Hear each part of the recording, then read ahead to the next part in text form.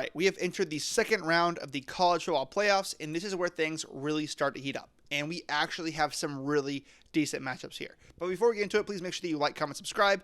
And let's start with the game that I think will surprise a lot of people, and that is Texas Tech versus Oregon. And I think this game is getting completely misread. I am taking Texas Tech to pull off the upset. And yes, they are technically the higher seed, but let's be honest, almost everybody expects Oregon to win this game. And I think that's because a lot of people simply have not watched Texas Tech this season, but I have. And I know how good this team actually is. Now, I do get the main knock against them. The Big 12 is not the strongest conference. I 100% agree, and I am on the same page with you at that point. But if we're going to talk about strength of schedule, I'd argue that Texas Tech's resume stacks up just fine. And honestly, their win over Utah is much better than any win that Oregon has on their resume. But this matchup is not about resumes. This game comes down to one thing for me, and that is Texas Tech's defense. They are elite. And I don't think that many people are prepared for how dominant this unit really is. They've thrashed just about everybody they've played, and they bring a level of physicality and pass rush that Oregon simply has not seen yet. Even Indiana did not bring pressure like this.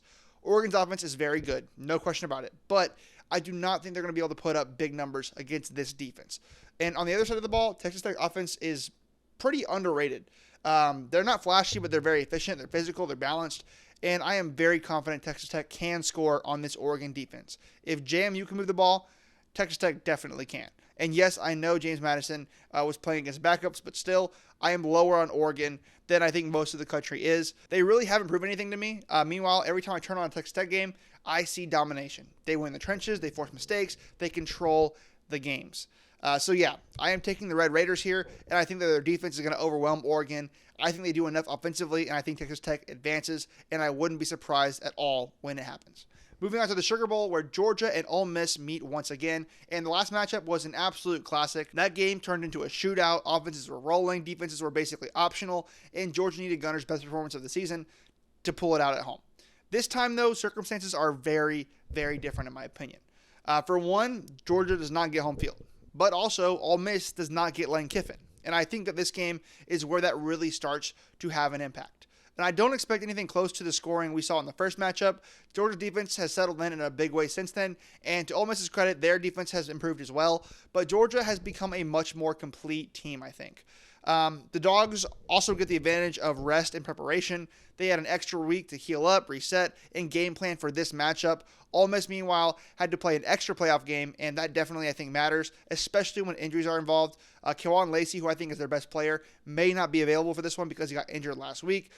Trinidad Chambliss also got banged up, and while he did finish strong and should play, there's still something to monitor. Either way, Georgia's coming in healthier, they're fresher, they're more balanced. And when it comes to matchups, this is another reason I really like Georgia in this game. Historically, Georgia has matched up very well against Ole Miss, especially in the trenches, and right now, this Georgia team feels like a team that's hitting its stride. And yes, it was a rocky start to the season, no doubt, but this team is playing with confidence, physicality, and discipline, and they look like a championship team. So yeah, I'm taking my Dogs. I think Georgia's the better team. I think they're going to be able to control this game defensively, and I think they do enough on offense to win it.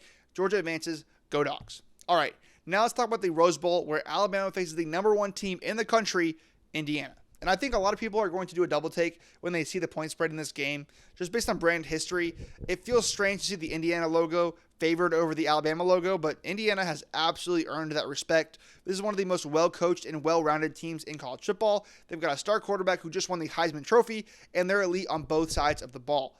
And look, I'll admit it, I've doubted Indiana multiple times this season. A lot of people have, but every single time they respond the same way, by winning. I think they're the only undefeated team left in the country, so that means something. Their most impressive win came in the Big Ten Championship game, where they took down Ohio State and left no doubt about the quality of team that they have. That game proved what we needed to see. They have a defense good enough to win a national championship game, and we already knew their offense had weapons. So because of that, I feel very confident in their ability to handle Alabama. Yes, Alabama looked good in round one, but let's be honest about what they are. They are one-dimensional. They cannot run the ball consistently, and that makes them extremely vulnerable against a defense like Indiana's.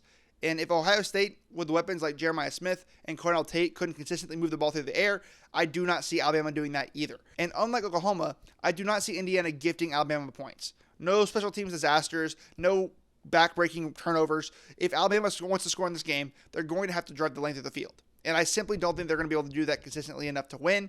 So Indiana, they can beat you multiple times. They stay disciplined, and they don't beat themselves. So I'm taking the Hoosiers. Once again, Indiana proves that they are the real deal and move on. I am not doubting them this time. And last but not least, let's talk about Ohio State versus Miami, which is honestly the least interesting matchup of the round for me. Miami looked pitiful in round one, and there was virtually no offense to speak of.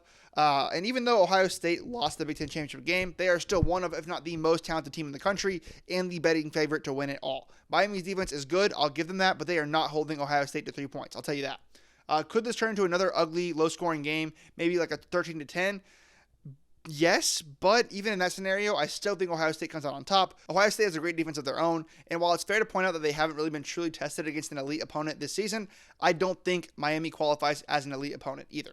I do not trust Carson Beck at quarterback. I do not trust Mario Cristobal as a head coach, and I do not think that Miami is a team that's any different from the one that lost to SMU or Louisville earlier in the season. They've not improved, they're inconsistent, and they are far more prone to making mistakes in a game like this. So yes, this one feels pretty straightforward to me. Ohio State wins, and I think very comfortably. And unfortunately, and I can't believe I'm even having to say this, but I am forced to root for Miami in this game because I just hate the Buckeyes a little bit more. And that's all for this video, guys. Stay tuned because I will be breaking down each of these games once they are over next week. In the meantime, have a very Merry Christmas.